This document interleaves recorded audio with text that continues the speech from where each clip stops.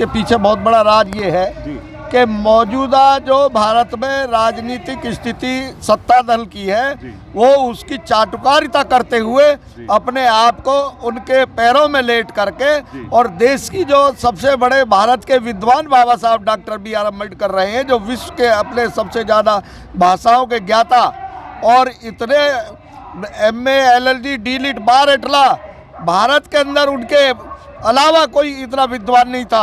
और इस समाज में इतना बड़ा विद्वान बाबा साहब पैदा हो जाए और वो कहते हैं कि इनको पैरों की जूती पे रखा जाना चाहिए, इनकी मानसिकता खराब है, इनकी सोच खराब है। अब बाबा साहब के सिपाही, माननीय काशीराम जी के सिपाही इतने तैयार हो गए हैं कि अब ये बात जो बिंद्रा जी ने कही है, ये उनके देश की सरकार और उन्हें पतन का कारण बनेगा, उनका ये बयान।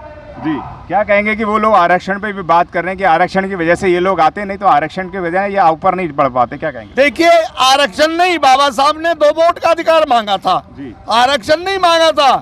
2 वोट का अधिकार मांगा था। जो अपने समाज का सही रूप से सेवक है वो सरकार में चुन के जाता। अब क्या है कि जिस दल से जो लड़ाया जाता है वो सब उसको जो है स्वर्ण की वोट चाहिए, तो वो उनकी चाटुकारिता करता है और देश में दलितों को भूल करके वो उसका चमचा हो जाता है। इसके अलावा कुछ नहीं रहता। आप देखिए, एक और बयान आया था माननीय जाखड़ जी का, जो हमारे उपराष्ट्रपति हैं, कह रहे कि जाट समाज की बेइज्जती हो गई। मैं ये कहना चाहूँगा कि जाट समाज की बेइज्जती क्या, जाट समाज की बेइज्जती उस दिन नहीं देखी थी जब पहलवानों को खींच कर रगड़ा जाता था और उधर आपका पार्लियामेंट का उद्घाटन हो रहा था। आपने जब नहीं देखा था कि जाट समाज के लोग जो अपनी मांग कर रहे थे देश के अंदर, जो जिसमें इतने लोग मारे गए, मर गए, 1.5-2 साल तक वो बैठे रहे और उन पर गाड़ियाँ चढ़ा देता है मंत्री का बेटा और मंत्री और वो जेल नहीं जाते, तब जाट की जरूरत नहीं थी। तुम कहते हो जब आप इस देश में यहाँ सबसे बड़ी पार्लियामेंट का आपने जब उद्घाटन किया तो राष्ट्रपति, उपराष्ट्रपति और प्रधानमंत्री और आपका लोकसभा का अध्यक्ष, स्पीकर, क्या उस समय हमारे समाज की इतनी बड़ी विद्वान राष्ट्रपति को याद नहीं किया? वो अपमान नहीं था दलितों का?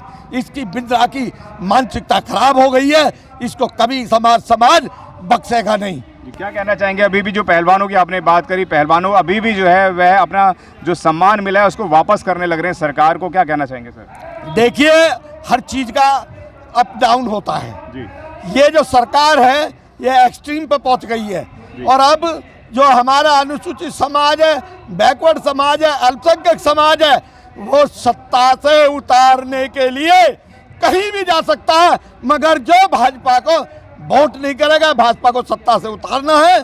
ये हमारे जो पहलवानों की क्या सारे समाज की बेइज्जती हो रही है, सारे समाज के अधिकार छीने जा रहे हैं, हमारा संविधान भी बदला जा रहा है, इसको कतई भी बर्दाश्त नहीं करेंगे। बाबा साहब ने एक ऐसे टाइम में संविधान बनाया था जब कोई संविधान बनाने को तैयार नहीं था। पूरे देश में 1 साल से ज़्यादा ये बवंडर रहा कि संविधान कौन बनाए, बनाते फाड़ देते थे, बनाते फाड़ देते थे। अंग्रेज कहते थे कि देश को चलाने के लिए पहले हमें ये दिखाइए कि ऐसा बढ़िया संविधान आप बनाएंगे। उस समय महामानव बाबा साहब ने भारत का संविधान दिया, इस देश को दिशा दी, ये देश प्रगति पे गया इस देश ने। और माननीय जगजीवन राम जी के टाइम में जब वो रक्षा मंत्री थे, 1962 में युद्ध हुआ, उन्होंने उस समय जीता और जो बांग्लादेश बनाया गया। ऐसे ऐसे महारथी हमारे देश में रहे हैं।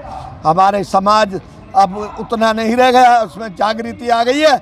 अब बिंद्रा जैसों की और इस सरकार की हमें परवाह नहीं।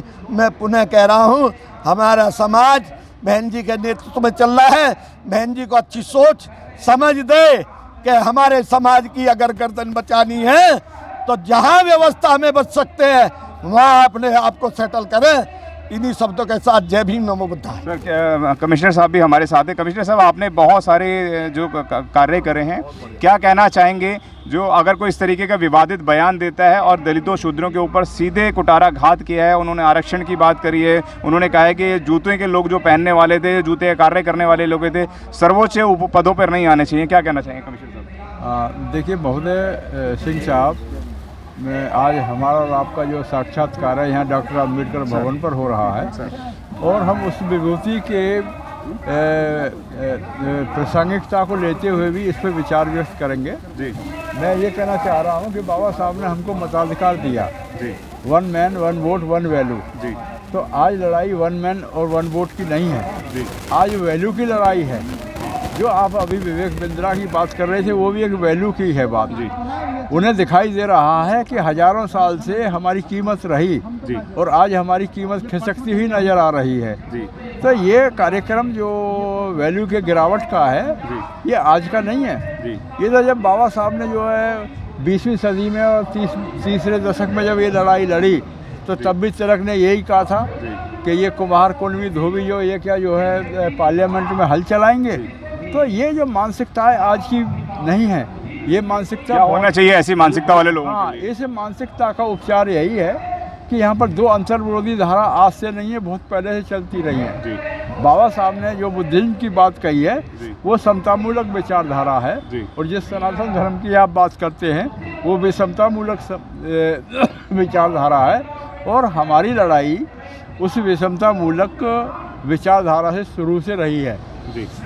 बस लड़ाई इस बात की है जी। कि वो अपनी जो विचारधारा उसको कायम रखना चाहते हैं और उसके लिए उन्होंने बहुत सा पैराफर्नेलिया इकट्ठा कर लिया है जिसमें नंग धरंग साधु संत महात्मा भी है, धर्म प्रचारक भी हैं। तो जिस विवेक बिंद्रा की बात कर रहे हो वो भी ऐसे छुटभैया जो है प्रचारक हैं, मतलब जो ले दे करके गाए बजाए अप्रत्यक्ष रूप से जो आपका सनातन धर्म है उसको पुष्ट करने की बात कर रहे हैं। जी। आरपी सिंह जी, आप लगातार बसपा की बात करते हैं, बहन जी की बात करते हैं, क्या कहना चाहेंगे? बहन जी के अभी पहले तो गठबंधन की बातें नहीं चल रही थी, लेकिन जिस तरीके से गठबंधन तेज होता हुआ नजर आ रहा है, लेकिन अखिलेश यादव को आपत्ति है इस तरीके के गठबंधन पे, क्या कहना चाहेंगे? बहन जी की बहुत ऊंची सोच है, ये अभी उतनी सोच में नहीं पहुँचे हैं कि भारत की राजनीति को बहन जी ने अपने पूरे जीवन से साइकिल चला करके खेत में खलिहानों में चल के उन्होंने समाज को देखा है, परिस्थिति को देखा है और सम्मान के साथ जाना चाहती हैं। इस वक्त जो भारत में है अम्बेडकरवाद और मनुवाद जो है, जिसको ब्राह्मणवाद भी कहते हैं, सारे ब्राह्मण नहीं, ब्राह्मण तो बाबा साहब के साथ भी सहयोग किया था, मगर जो ब्राह्मणवाद है और अब अम्बेडकरवाद है, इसका संघर्ष है, केवल इसका संघर्ष है और कुछ नहीं है। सब जगह टारगेट बाबा साहब का मिशन है, बाबा साहब का संविधान है। इससे ये घबराए हुए हैं कि जो देश में सेवा करते थे आज बराबर में आगे कैसे आगे, ये इनके मन की पीड़ा है। इसलिए बहुजन समाज पार्टी की शेरनी अपना निर्णय लेंगी, जो भी निर्णय लेंगी हमारी नेता है, अब उनके साथ रहेंगे, नारा लगाएंगे, उनके साथ समाज खड़ा है, कोई दूर नहीं है। कितने भी छोटे मोटे दल बन गए वो कोई नहीं है, केवल अगर है तो मान्यता है, तो आवाज़ है, तो दिशा है, प्रदेश में नहीं, राष्ट्र में नहीं, विश्व में दिशा है, वो बहन कुमारी मायावती जी की तय हो गई है, उनको कोई रोकने वाला नहीं है। जय भीम, नमो बुद्धाय। काफी थैंक यू सर। अगर आपने अभी तक हमारा चैनल सब्सक्राइब नहीं किया है तो सब्सक्राइब करें और घंटी का बटन बिल्कुल भी दबाना ना भूलें ताकि सभी लेटेस्ट खबरें पहुंच सकें आप पे सबसे पहले।